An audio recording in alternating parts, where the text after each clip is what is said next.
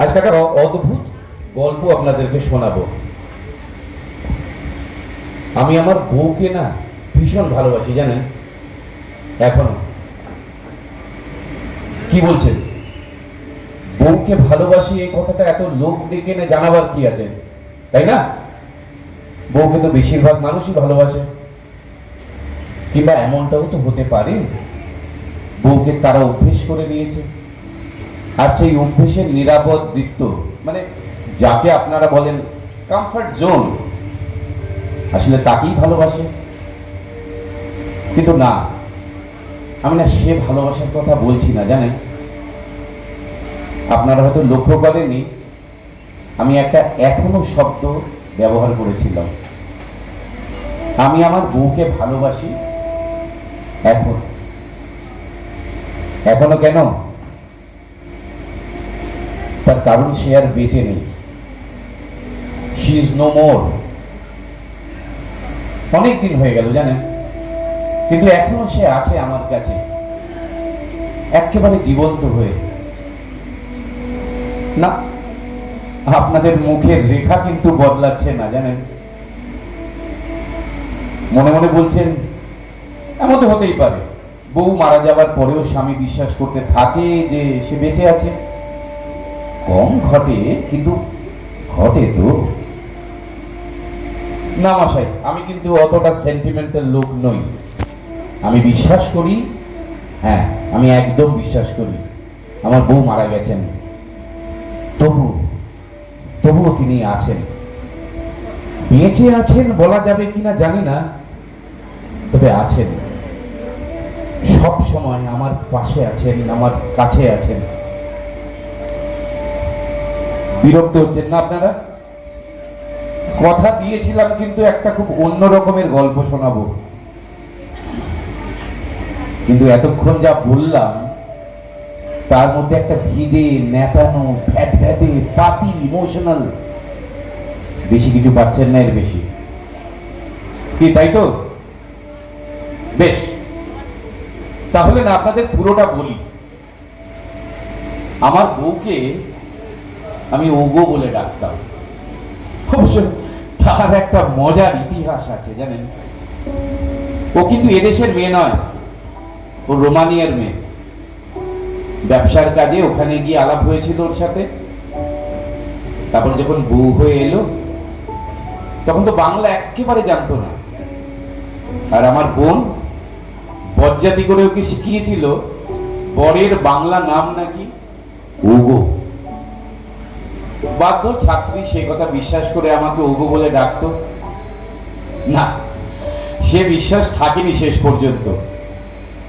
অল্প অল্প করে বাংলাটা শেখা যখন ওর হয়ে গেল, তখন ননদের পিঠে দু তিনটে কিল পড়ল, আর ওর মুখ থেকে হারিয়ে গেল ওগো। না, পুরোটা হারিয়ে গেল বলবো না, জানেন? ডাকটা আমার এত মিষ্টি লাগতো না যে আমি ওকে ওগো বলে ডাকতে শুরু করলাম। আমি সারা জীবন তাকে ওগো বলেই ডেকেছি, আর আমার কাছে ওটাই ছিল তার নাম, ওগো। বিদেশিনী, রোমানিয়ার মেয়ে, লোকে ধরেও নিত এটাই বুঝি মেম সাহেবের ডাকনাম। আমার সেই ওগো চলে গেল আমার ঠিক সামনে, দুপুর দূরত্বে শুয়ে। চোখের মনিটা স্থির হয়ে যাবার আগে পর্যন্ত না, সে দু চোখে কি বিস্ময়! আমি কি তাহলে সত্যি সত্যি মরে যাচ্ছি? আমার হাতের মুঠোটা জড়িয়ে ধরলো, ধরেই রইল।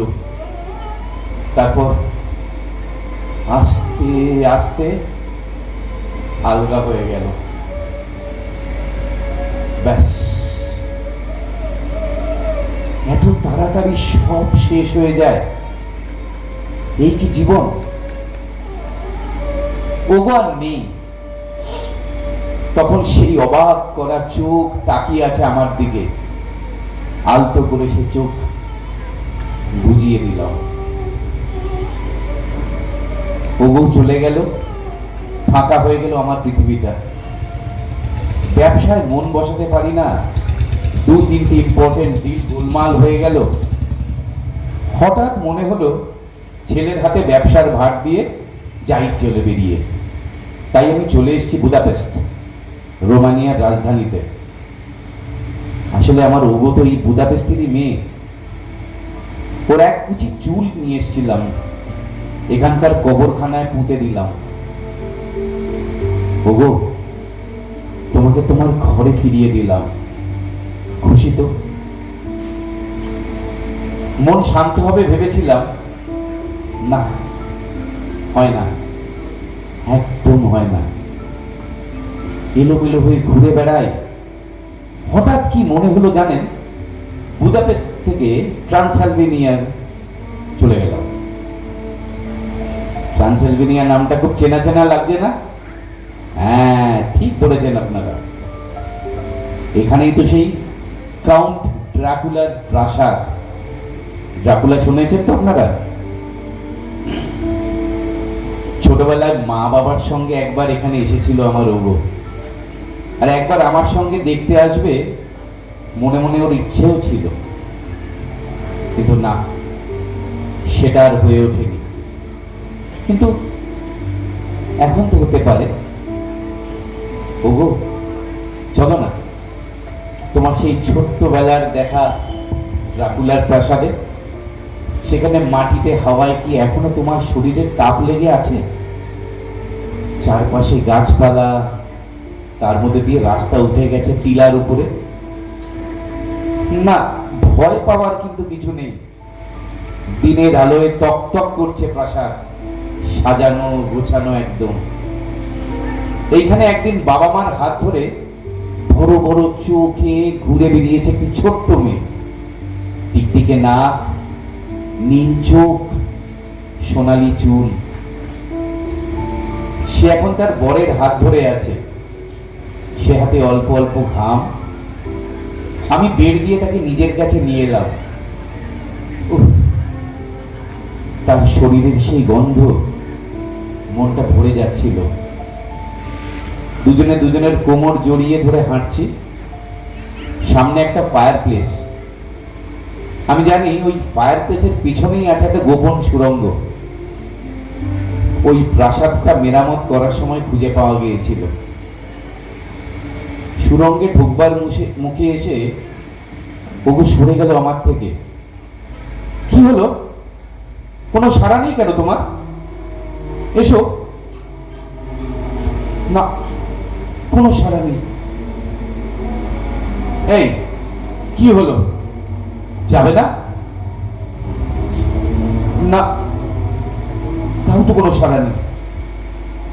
ঠিক আছে, আমি একাই ঢুকে পড়লাম সেই সুড়ঙ্গের মধ্যে। মোটে একজন লোক যাবার মতন রাস্তা, মানে সিঁড়ি উঠে গেছে উপরে। যাচ্ছি যাচ্ছি, দুপাশের দেয়াল সরু হতে হতে গায়ের উপর চেপে আসছে। একটা সময় দেখি কাত হয়ে যেতে হচ্ছে। তারপরে রাস্তাটা বন্ধ হয়ে গেল। সুড়ঙ্গ কি তাহলে এইটুকুই? থাক, আর কি, তাহলে ফিরি। ফিরতে গিয়ে কি, পিছনে তো রাস্তা নেই, নিরেটে দেয়াল উঠে গেছে একটা। না, আবার আবার পিছনে ফিরলাম, সেখানেও দেয়াল। দেয়াল এগিয়ে আসছে আমার দিকে, একেবারে বুকের কাছে, মুখের কাছে। আমি দু হাত দিয়ে ঠেলে সরাবার চেষ্টা করছি, কিন্তু পাথরের দেয়াল কি কখনো ঠেলে সরানো যায়? এ কি,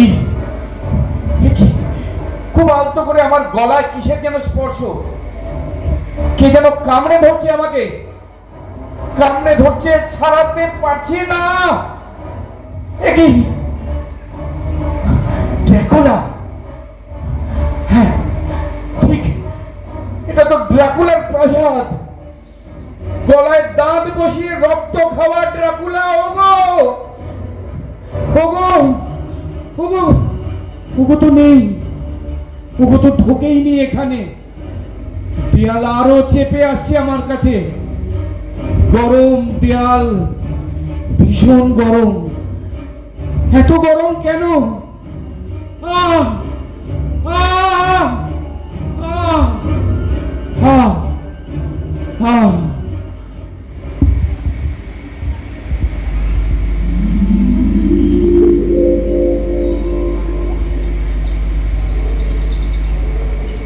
চোখ খুললাম হোটেলের ঘরে, কিন্তু আমি তো ছিলাম ড্রাকুলার প্রাসাদে।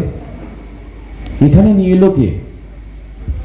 জানলার বাইরের শহরটা সকালের আলোয় ঝকঝক করছে। চোখে মুখে জলের ঝাপটা দিয়ে আয়নার দিকে তাকালাম। আরে, গলার কাছে এটা কিসের দাগ? দাড়ি কামাতে গিয়ে কি কেটে গেছে? ঠিক সেরকম মনে হচ্ছে না তো।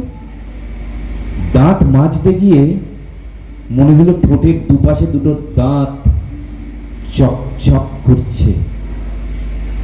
ফেলে বেরিয়ে আসছে না তো?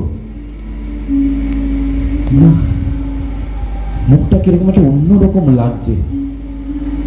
দেখি, চোখ দুটো এমন হয়ে যাচ্ছে কেন? ভিতরে একটা আগুন জ্বলতে শুরু করেছে আবার। দরজায় বেল, খুলে দিলাম। Good morning sir. সকালবেলার চাটা নিয়ে এসছে। হঠাৎ কোথার থেকে যেন কি হয়ে গেল জানেন? আমি টের পাবার আগেই আমার লম্বা আঙুলের দুটো হাত চেপে ধরলো লোকটার ঘাড়। রোমানীয় ভাষায় সে চিৎকার করে উঠল। আমার মুখটা হা হয়ে গেছে। দুটো লম্বা ধারালো ছুরির মতন চকচকে দাঁত অমোঘ গতিতে এগিয়ে যাচ্ছে তার গলার দিকে। এইবার হঠাৎ সেই উদ্যত শরীর শিথিল হয়ে গেল।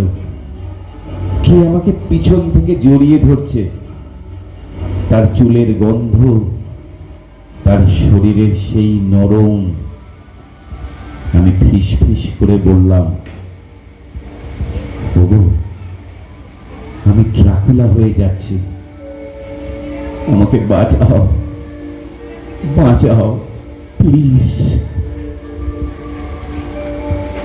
না, গলার দাগটা এখনো যায়নি, একই রকম আছে। কখনো কখনো মাথার ভিতরে আগুনটা জ্বলে ওঠে। মুখের ভেতর থেকে দুটো দাঁত বেরিয়ে আসতে চায়। আমি তখন মনে মনে বলি, ওগো, বাঁচাও, বাঁচাও প্লিজ। তখনই পেছন থেকে কে জড়িয়ে ধরে আমাকে। তার চুলের সেই গন্ধ, তার শরীরের সেই নরম। তাই তো বলছিলাম, আমার ওগো মারা গেছে, কিন্তু সে আছে, আমাকে জড়িয়ে ধরে আছে এখনো। এই এখনো শব্দটাই কিন্তু ভীষণ ইম্পর্টেন্ট, তাই না?